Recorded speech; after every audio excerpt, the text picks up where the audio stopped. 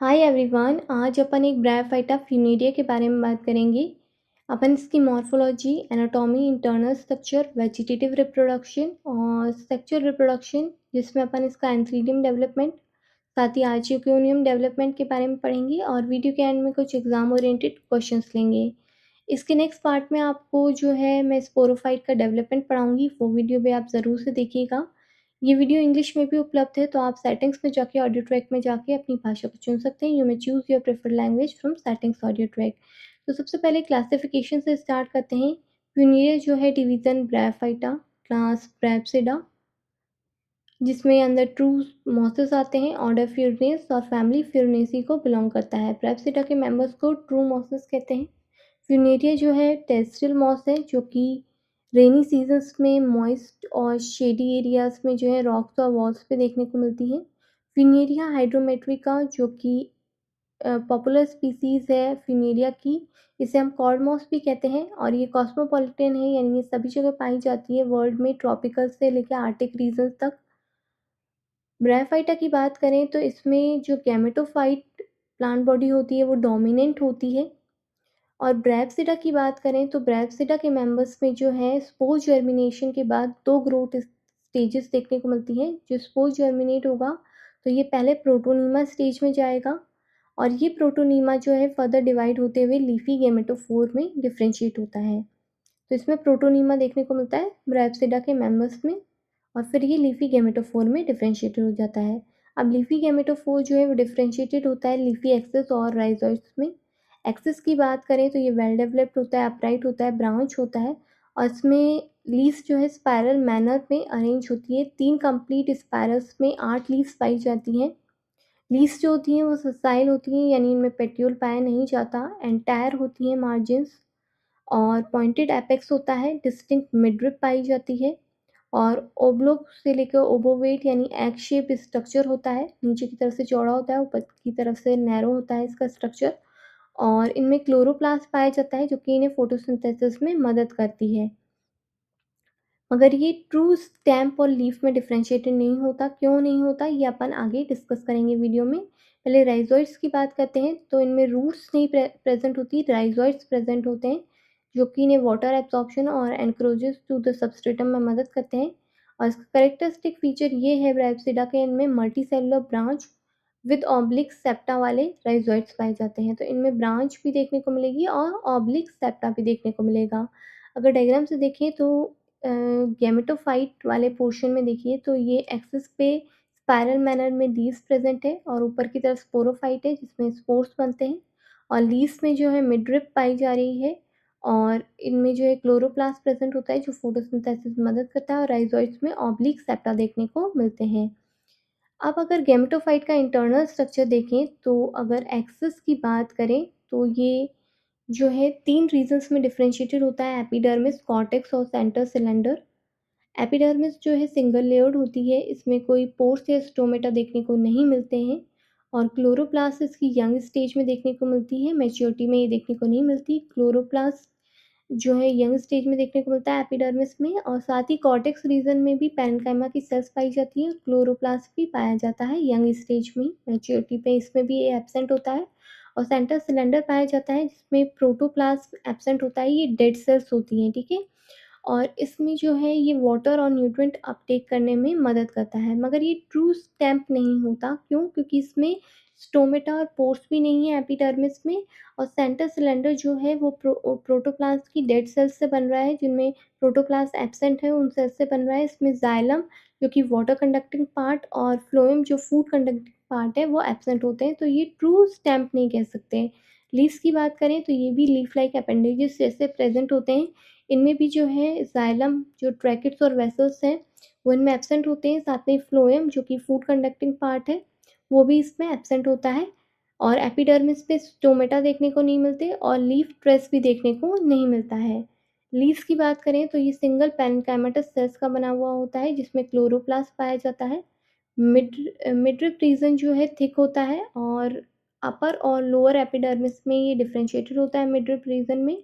और below the upper epidermis जो है थिक वॉल्ड सेल्स प्रेजेंट होती है, जिनमें नैरो ल्यूमन पाया जाता है। तो इनमें जो है अपन ने देखा कि ट्रू स्टेम नहीं है, ट्रू लीव्स भी नहीं है और ट्रू रूट्स भी नहीं होती। रूट्स की जगह राइजोइड्स प्रेजेंट होते हैं जो कि मल्टीसेलुलर होते हैं, ब्रांच होते हैं और उनमें ऑब्लिक सेप्टा पाया जाता है। अब इसका वेजिटेटिव रिप्रोडक्शन की बात करें तो स्पोर जर्मिनेशन से क्या बन रहा था? प्रोटोनीमा। अगर इस प्रोटोनीमा के फ्रेगमेंट्स हो जाए तो वो फ्रेगमेंट्स भी कैपेबिलिटी रखते हैं कि वो इरेक्ट गैमेटोफोर में डेवलप हो सकें। और अगर स्टेम, राइजोइड या लीव्स का कोई इंजर्ड पार्ट है, उनमें कैपेबिलिटी होती है कि अगर वो plant part main plant body से डिटैच हो जाए तो उनमें भी कैपेबिलिटी होती है कि वो फिलामेंटस सेकेंडरी प्रोटोनीमा बना देते हैं।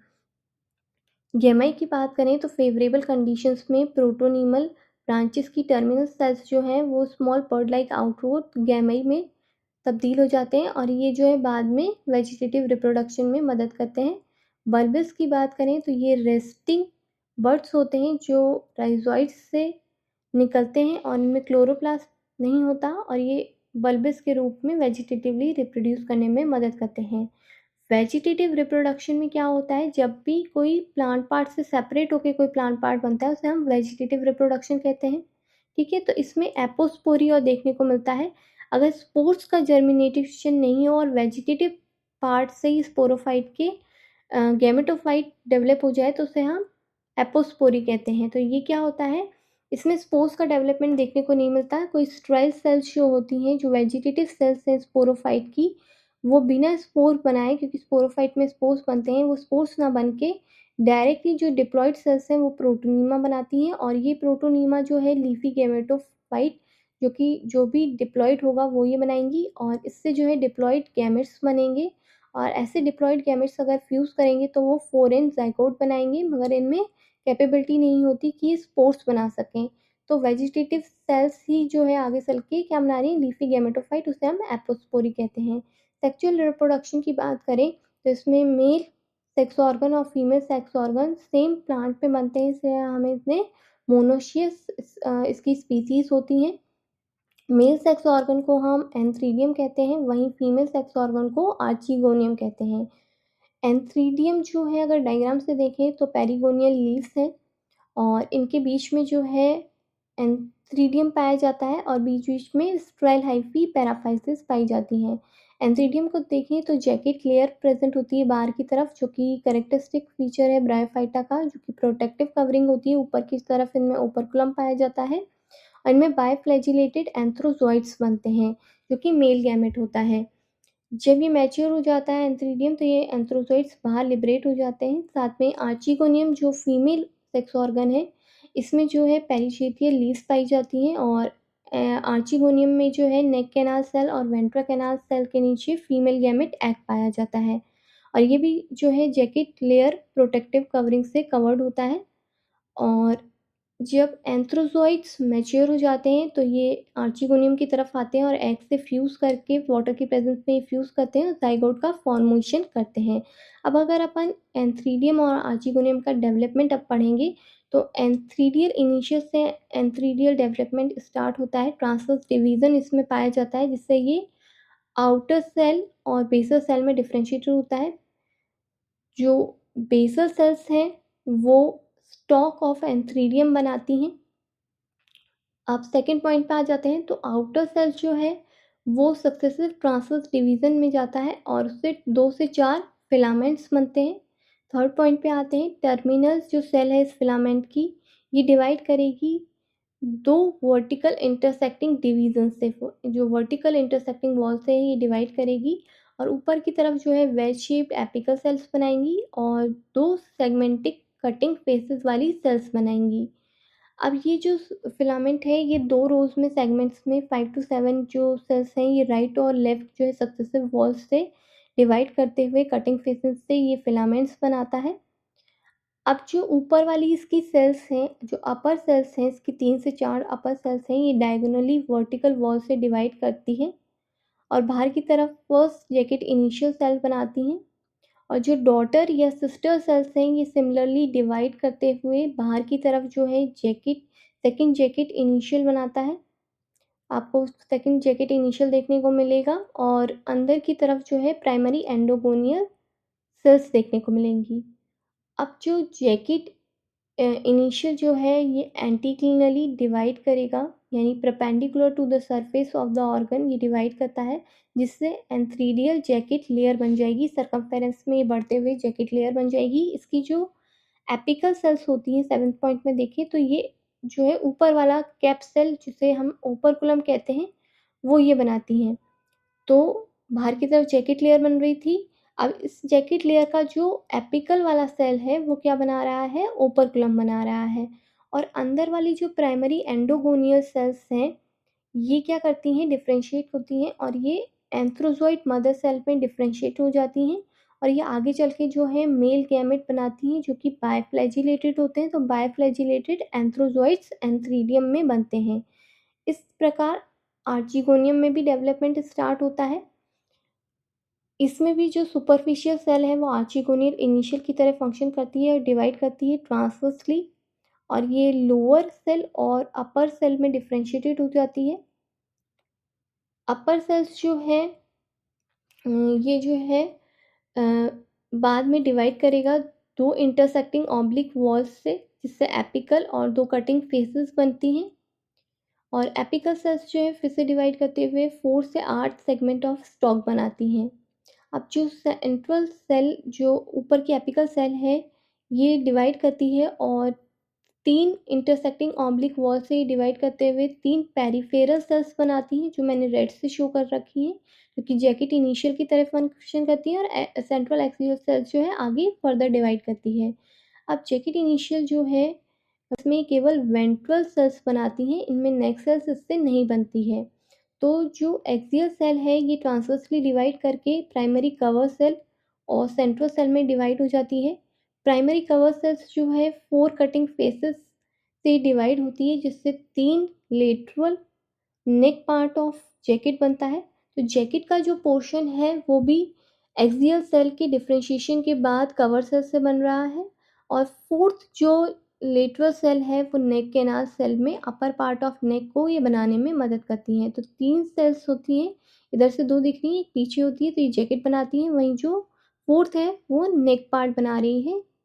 ठीक है, नेक कैनाल सेल्स बना रही हैं। अब जो सेंट्रल सेल्स हैं ये ट्रांसवर्सली डिवाइड करती हैं और ये जो है लोअर और median part of neck canal cells बनाती हैं और प्राइमरी वेंट्रल सेल में डिफ्रेंशिएटेड हो जाती है।